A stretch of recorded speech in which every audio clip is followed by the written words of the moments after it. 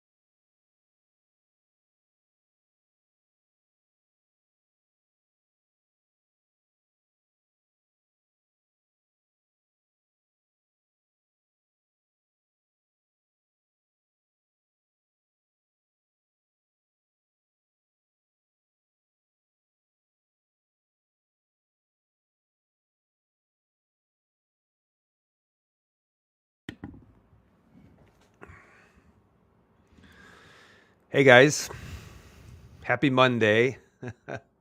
Dr. Nathan Thompson here with the Wellness Way Yorkville. Um, had a little bit of problems connecting our software to Facebook right now, so just did a quick had to call a little bit of an audible. So we should be broadcasting live right now to YouTube and also to the Rumble platform. We also may be on the Instagram platform as well. So we'll see if that works too. So normally we broadcast quite a bit to YouTube or to Facebook. Um, had a little bit of an issue connecting to it, so I'm like, we'll do it live if you understand the Bill O'Reilly connotation that I just did. So welcome, guys, to the live broadcast. Again, I'm Dr. Nathan Thompson with the Wellness Way Yorkville.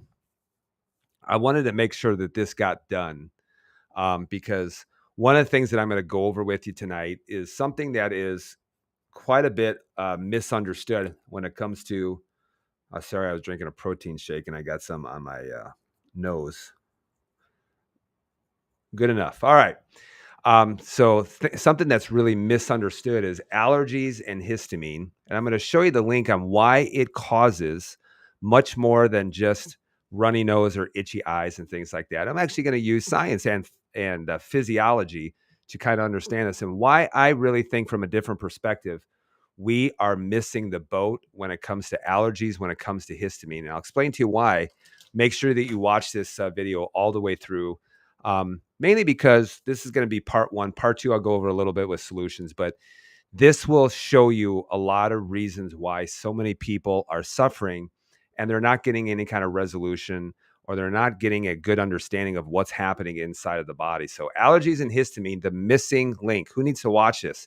Anybody with allergies. In fact, for me, I was an allergy sufferer for many, many years, and I haven't had any kind of allergies in, over the last about 15 years or so. There's a reason why.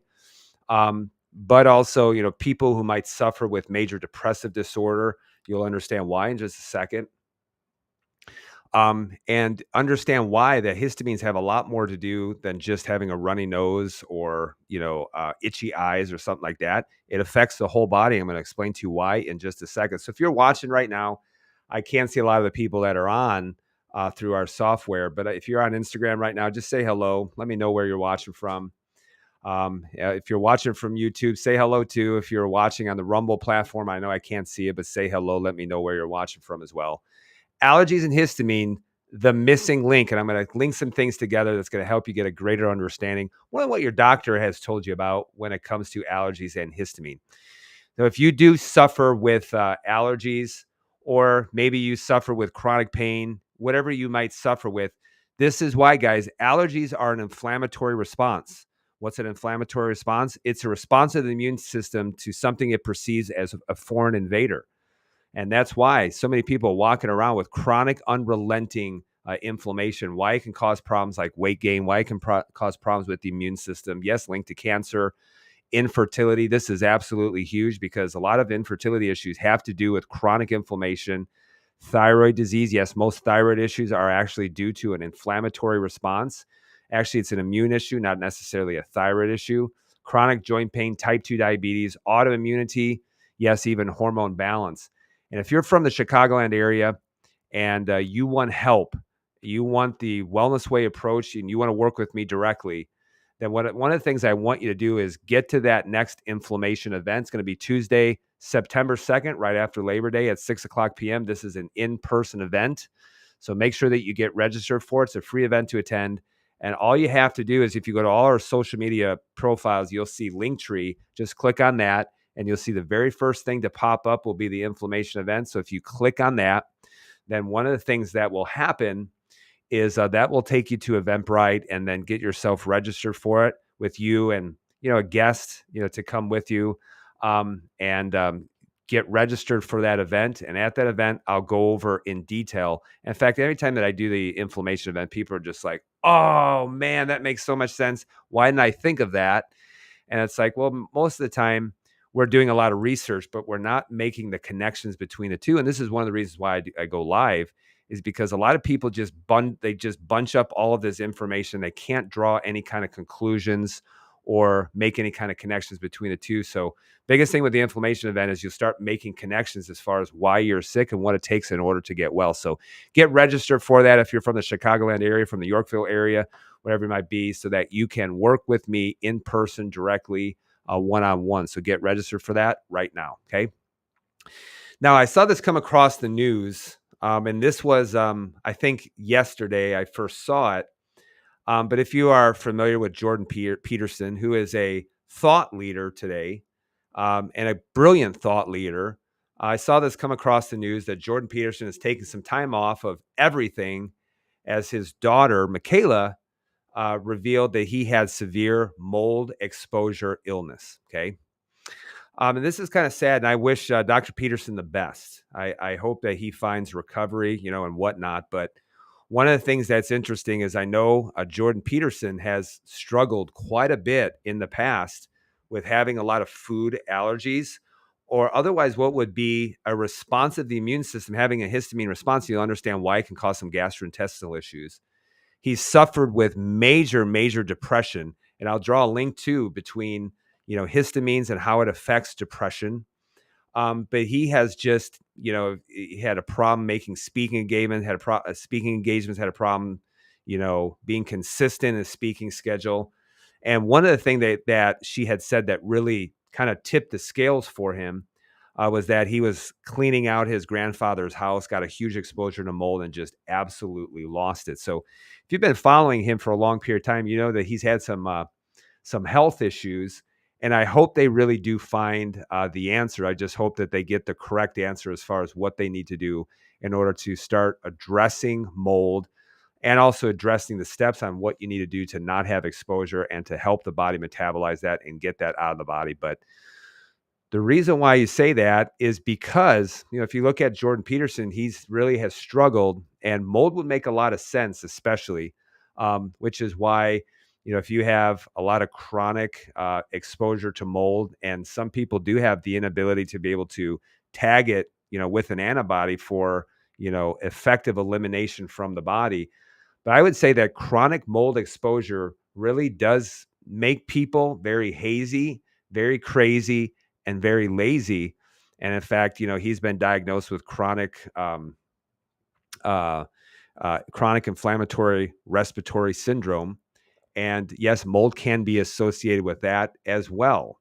And in fact, I would actually say this: if he was working with me one on one, we probably would have come to this conclusion a lot longer, in a lot less time, only because you can test for this obviously directly. So This is why, anytime people are really struggling with mold, chronic exposure to mold, it will make you feel hazy, which has a lot of brain fog, low energy, very crazy. Yes, this will affect the brain. There's no doubt about it. And also make you very lazy. There's a big impact on your energy system, cortisol production, and things like that. So reading that, it kind of made me sad. But I wish him the best, and I hope that he gets the best care possible. And in fact, you read some of these stories, and the doctors just poo-poo some of the things that are going on, and only because they just don't recognize that as any kind of possible illness. And this is why mold can absolutely make a huge, huge impact in people's lives, and we see people being able to climb out of it if we are addressing some of the issues pretty quickly. So mold is just a constant inflammatory trigger. That's why you need to figure out, is it in your body? Number one. Number two, also need to figure out, if it's there, where on earth, in fact, is it coming from? And there's specific tests that you can do too. So we wish Dr. Peterson the best. So allergies and histamines, the missing link, okay? The missing link. Make sure that you pay attention to this. Is going to be part one. And I decided to kind of call an audible and, go into two parts, only because I didn't want it to be too long. So we'll try to keep this as short as possible. But if you're joining me, please make sure that you watch this whole entire video in order to kind of bridge the gap between, histamines and how they can affect literally every single thing inside of the body. Okay. Now, the reason why I'm talking about this is because there are a lot of people who suffer with allergies. In fact, if you go to the CDC, Centers for Disease Control and Prevention, here's what they say. More than a quarter of US adults and children have at least one allergy. Nearly 1 in 3 adults and more than 1 in 4 US children report having a seasonal allergy, eczema, or food allergy in 2021. So this is very, very pervasive.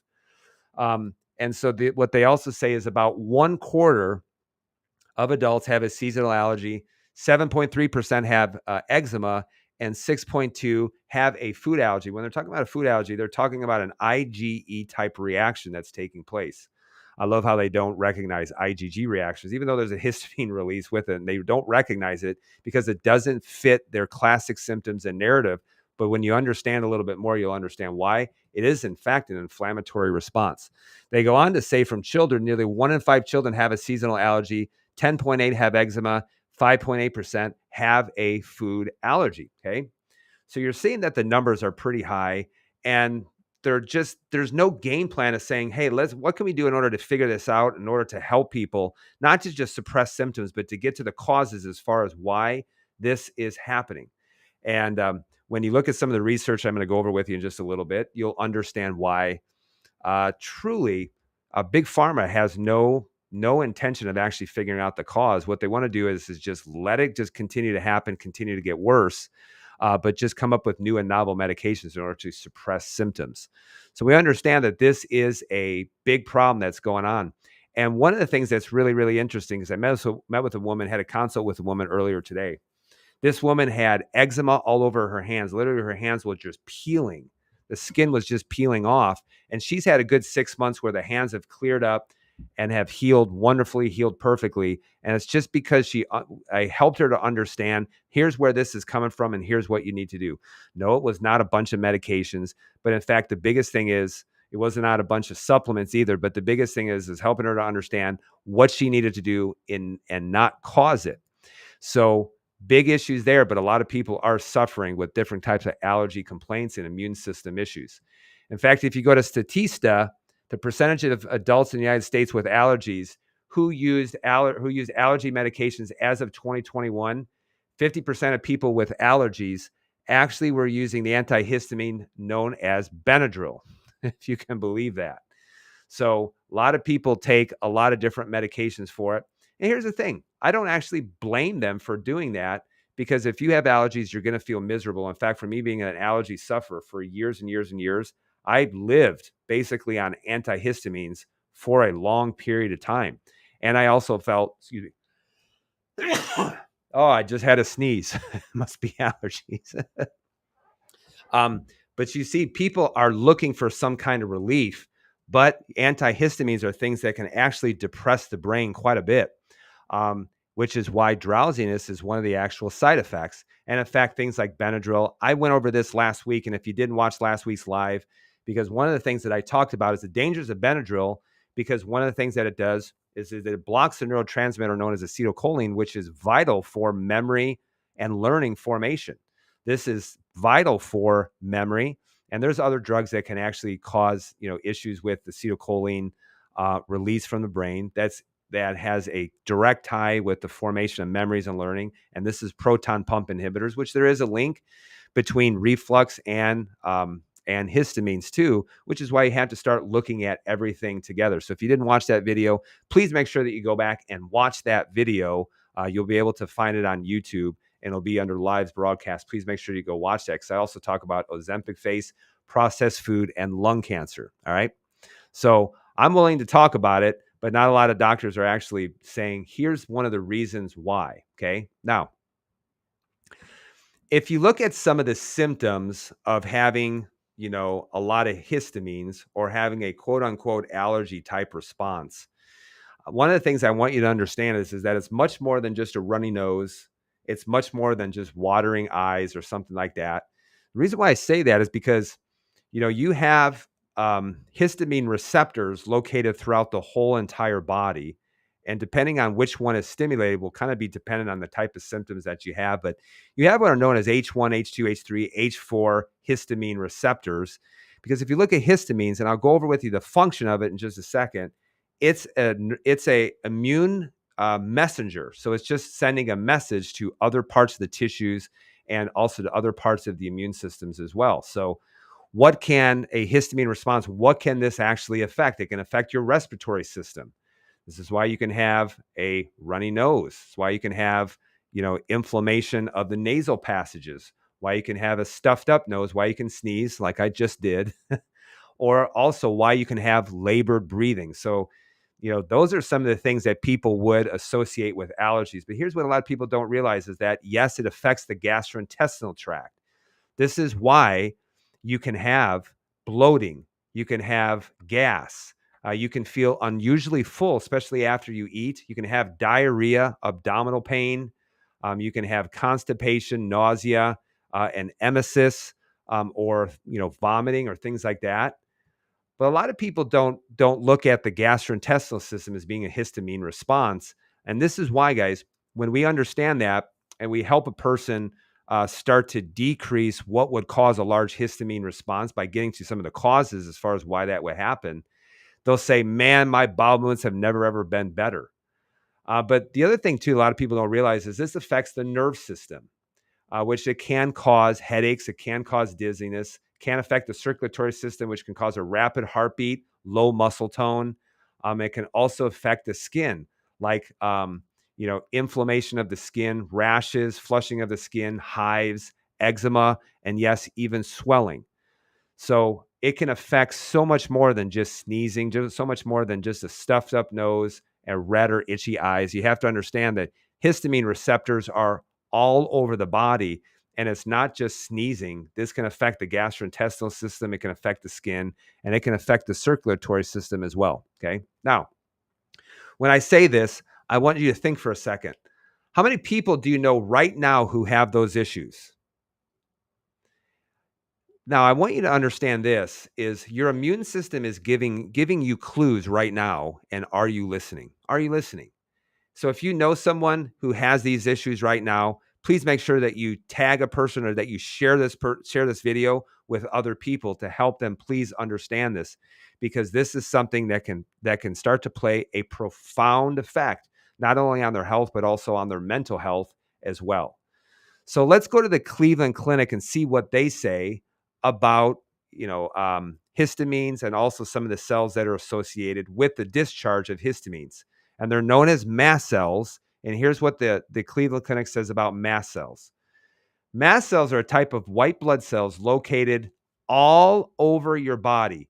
People have the highest numbers of mast cells where the body, now listen to this.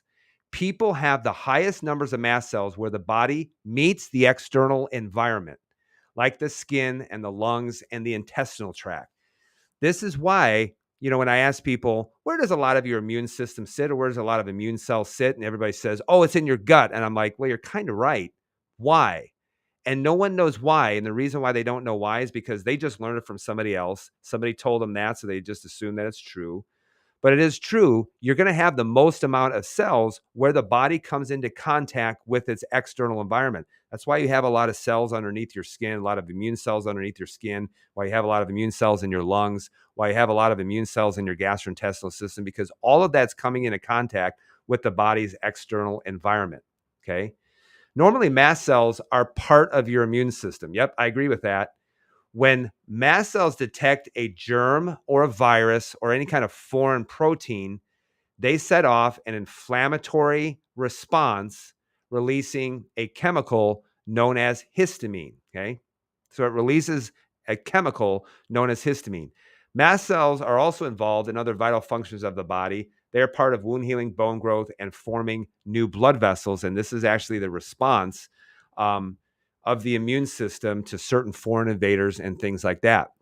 So now, if you look at how a lot of these cells are formed, one of the things I want you to realize is that your white blood cells are formed within the bone marrow. So this is why feeding your bone marrow can be very, very important. And then where they'll differentiate is they'll start to differentiate within the body. So you'll have, the formation of, certain stem cells within the bone marrow, and then they can actually, like T cells, which are then developing within the thymus, can form T lymphocytes. You got B lymphocytes, which are primarily involved with antibody production and things like that. But then what you're going to see here is you're going to see a mast cell. Okay, you're going to see a mast cell, and then you're also going to see other cells that can differentiate into what are known as granulocytes, which can, in fact, release or discharge histamines, which are known as basophils and eosinophils. Okay. This is the discharge from these cells is what we typically would think of as some kind of allergy. But just remember this is that this is why a CBC, a complete blood count, can be important with the differential, because if you have a high discharge of a lot of granulocytes, you can see that these cells can be elevated. This is why, everybody thought, 5 years ago that everybody had a parasite, and it's like, I'm only looking at, when I'm looking at blood work, I'm looking at to see if they have a parasite, mainly because certain types of cells like eosinophils and basophils can go up in the presence of trying to handle parasites and things like that. You can also get an elevation of some of these cells in response to cancer or things like that. But this is what we would typically think as an allergy type response, and so you can get some value from a complete blood count like a CBC with the differential in order to see what the body is trying to do and what it's trying to fend off as well. So Cleveland Clinic, we just talked about mast cells, but here's what the Cleveland Clinic says about histamine. Histamine is a signaling chemical your immune system releases to send messages between different cells. So histamines are a chemical messenger. It's a messenger from your immune system. Histamines have several functions, but it's mainly known for its role in causing allergic and anaphylactic type symptoms. Now, allergies. Allergies are your body's reaction to a foreign protein. However, if you have an allergy to a particular protein, your immune system overreacts to its presence in your body. Now, here's where I disagree a lot with the Cleveland Clinic, because they're assuming that the immune system overreacts. And I'm like, no, you just don't like the fact that a person has an allergy. Maybe figure out why they have an allergy. But the immune system never overreacts. It's always responding appropriately. The problem is that why is it responding to proteins, and how on earth did the immune system get exposed to any kind of foreign protein? A cascade of reactions leads to the release of histamines. If the immune reaction is severe, it can cause anaphylaxis. Yes, it absolutely can, which affects most of your body. Anaphylactic shock is life-threatening. And in fact, you can have anaphylactic shock with certain types of IgE food allergies. There's no doubt about it. Your body mainly stores histamine in mast cells, in tissues, and basophils in the blood. Mast cells are a type of white blood cell that are present in connective tissue throughout the body, especially under the skin, near blood vessels and lymph vessels, in nerves, and in your lungs, and also in your intestines. So you have mast cells basically where they're coming into contact with the body's external environment, and they're there in order to sound the alarm and start to respond to certain types of foreign proteins, um, and to have sometimes a very strong response in people. Okay. Now, if you continue to read the Cleveland Clinic, here's what they talk about. They talk about the receptors for histamines. You have H1 receptors.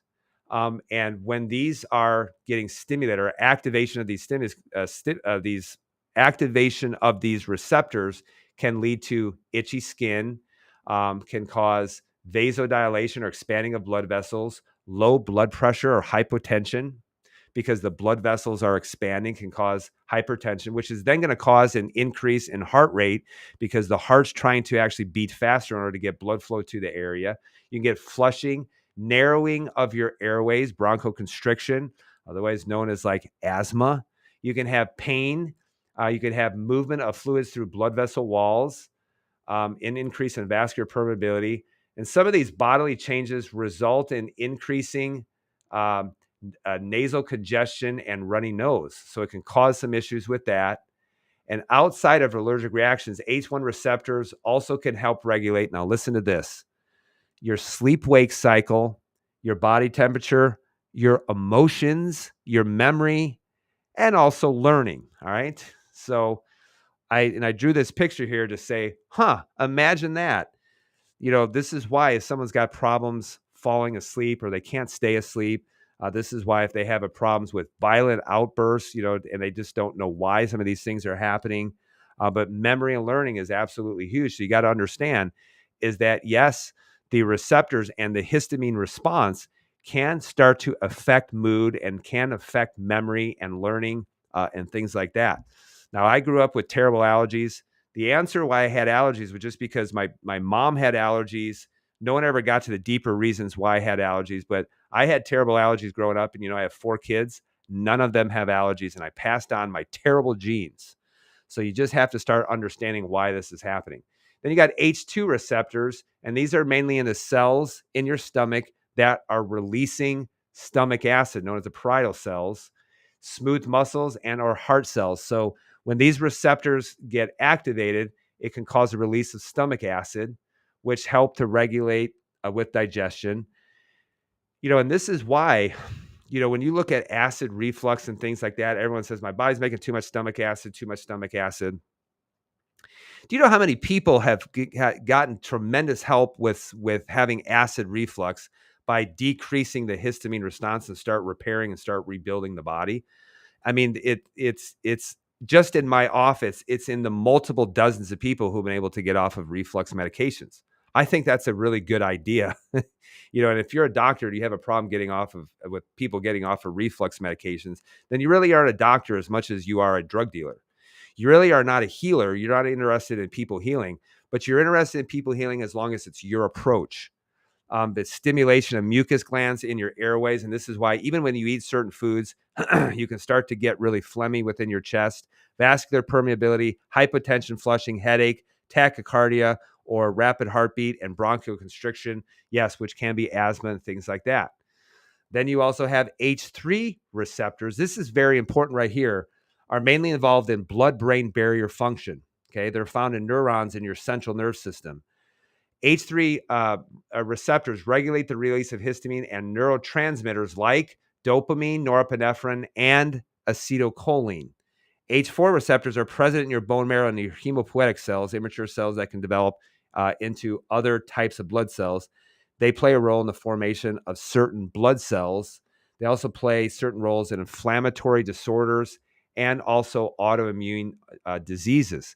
So this is why you have different receptors for histamine and how they can affect different parts of the body depending on which kind of receptor is being stimulated. Okay.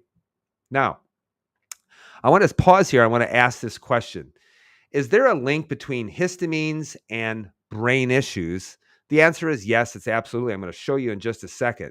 So can the discharge of histamines in response to some kind of foreign protein from mast cells, can they affect your concentration, your mood, your cognition? Can they even affect depression? The answer is yes, 100%, absolutely. Okay. Now, here's one of the things I want to go over, and this actually comes from Frontiers in Psychiatry a couple of years ago. This is one of the things that's absolutely amazing, and I want you to pay very close attention to what they say because they start to give you a little bit of clues. Histamine and histamine receptors roles in major depressive disorder. Okay, here's what they say. Although the incidence of major depressive disorder or MDD is high and its social impact is great, I agree. We still know, now listen to this, very little about the pathophysiology or the pathological reasons why this is happening of depression. The monoamine hypothesis of depression. Now think of this monoamine hypothesis. And so, when they say, oh, you just must be low in serotonin, serotonin is a monoamine neurotransmitter. And they say it's still a hypothesis. It's not a law, it's a hypothesis. We still just don't understand it very well. So the monoamine hypothesis of depression suggests that 5-hydroxytryptophan, norepinephrine, and dopamine synergistically affect mood, which is the basis of current drug therapy for depression. This is why I see people who come into the office and they're on SSRIs and things like that. And I understand, that they're depressed, but sometimes I'm wondering, I'm like, man, when is this depression medication going to kick in? Because a lot of times it doesn't seem like it's working. However, histamine is a monoamine neurotransmitter, and it is rarely studied. They're just not studying this. The brain neurotransmitter histamine is involved in major depressive disorder, and the brain histaminergic system operates through those 4 receptors. Notably, in rodent studies, several H3 and H1 receptor antagonists, so basically they're targeting the receptors and they're blocking the reception of histamine from those receptors, were found to be safe and effective in alleviating depression-like behavior. To highlight the complex function of histamine in depression, and reveals that histamine receptors can be used as new targets for antidepressant therapy. So rather than just to say, hey, maybe we should actually start calming down the immune system, now they say this. Let's forget about the cause. Let's develop new drugs instead. And I love looking at research and how instead of saying, hey, maybe we should get to the cause as far as why this is happening, they're like, no, now we need to start developing more new drugs instead. People ask me this all the time, is they say this. Why don't they really care about getting to the cause? Why don't pharmaceutical companies want to get to the cause? And I want you to understand something. Pharmaceutical companies are publicly traded drug companies that have a financial responsibility to benefit their investors. So they have a financial responsibility to benefit their investors. And just remember this, if they ever came up with a quote unquote cure, then and started getting to the causes, then that would be a customer lost. And man, you cannot, you won't be able to have any kind of repeat business or multiple prescriptions for medications and things like that. Now, here's also a fact. You can take this to the bank. Drug companies won't do research on cures that they cannot patent into drugs, which is why they aren't interested in cures. And I talked about this maybe a year and a half ago about thiamine, the role of thiamine, in people who have blood sugar issues and type 2 diabetes, and why, most people with blood sugar issues who are having, diabetic neuropathy and things like that, how it really is tied into thiamine, which is a B vitamin. But then when I was looking at this, I came across an article that just absolutely, I'll just go ahead and say it, it pissed me off. And the reason why doctors aren't, or the reason why pharmaceutical companies aren't interested in, any kind of cure or doing any kind of research on thiamine or anything like that is because they can't patent something that is natural. They can't patent a vitamin. And if they can't patent a food or a vitamin, they can't patent it into drugs, then they're not going to spend any money on researching it. And in fact, really what they're looking at is they're trying to research drugs. In fact, if you look at the double-blind placebo-controlled studies, really what they're done on is they're done on drugs, and they're not done on any kind of foods or vitamins or anything like that. They're not interested in the cures because you can't patent it. You can't make any money on thiamine. There's my soapbox. I'm coming off of it, okay? Cleveland Clinic also goes on to, what is histamine intolerance? Histamine intolerance occurs when you have a high level of histamine in your body. It can happen if your body can't break down histamine properly, all right? Which means if you have a high histamine discharge coming from mast cells, and there's a reason why that's happening, you can develop things like headaches or migraines, nasal congestion, fatigue, hives, digestive issues. Now, watch this: irregular periods. So, yes, this is an inflammatory response. And when we say inflammation affects your hormones, they're actually saying it right here from the Cleveland Clinic. It affects your hormones and it can affect your menstrual cycle. This is why when people come to me and they're having hormone issues, they're like, what kind of herb do I need? I'm like, no, you need to handle inflammation first and foremost. So, this is why this can even affect your hormones. How can you clear histamine from the body? Now, pay attention to this because the Cleveland Clinic, what they're really talking about is they're not talking about clearing out histamine. What they're talking about is histamines are released and we're just blocking it at the receptor. So they say H1 antihistamines. They do so by blocking H1 receptors. H2 antihistamines can treat several conditions, including peptic ulcer disease, GERD, gastroesophageal reflux disease, indigestion. They do it by blocking H2 receptors, which triggers stomach acid release. They also talk about corticosteroids, which isn't clearing out histamine in the body. It's just cutting out the tongue of the immune system so that it can't scream anymore. Epinephrine injections. Yes, sometimes people need that, as a response to anaphylaxis, and certain supplements they too, because studies show that vitamin C, copper, and or vitamin B supplements may help to lower histamine levels. And they're not lowering histamine levels. What in fact they're doing is they're just helping the body break down histamines through an enzyme known as diamine oxidase, DAO. It's a DAO enzyme. So that's why next week I'm going to talk about why people with MTHFR, why they can have a hard time breaking down histamines and some of the symptoms that they might have as well. But I want you to understand this. Antihistamines, just the drugs that the Cleveland Clinic just talked about, they don't decrease the release of histamines. They're only talking about blocking it at the receptor. And it's kind of like this. If you're in a building and a fire starts and the fire alarm starts to go off, basically, an antihistamine is kind of the same thing as if you would go up to that fire alarm and just smother it with a blanket or put a pillow over it so that you can't hear it. So it's still happening. The immune system is still angry. It's still discharging what it needs and it's still freaking out. But what you're doing is you're just hushing the response. And this is actually what a lot of medicine actually does, is that it's not getting to the causes. In fact, what it's doing is it's just cutting out the tongue of the immune system so that it can't respond. And it would be like doing this. It would be like you having a really loud noise. And, instead of getting out of the loud noise, you just put some earplugs in your ear just so that it dampens the noise.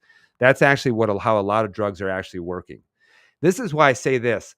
Let's start addressing causes. Guys, there's not one cause. There's many different causes as far as why this is happening. And this does kind of annoy me quite a bit, is when someone says root cause, and I'm like, what are you talking about root cause? There's root causes as far as why this is happening, but it's not just taking a supplement.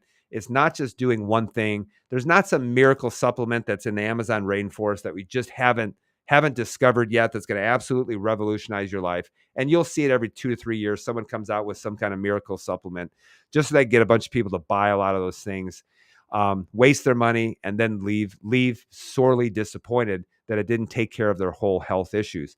And this is why, too, a lot of people will come to the inflammation talk because they just think they haven't found the right herb.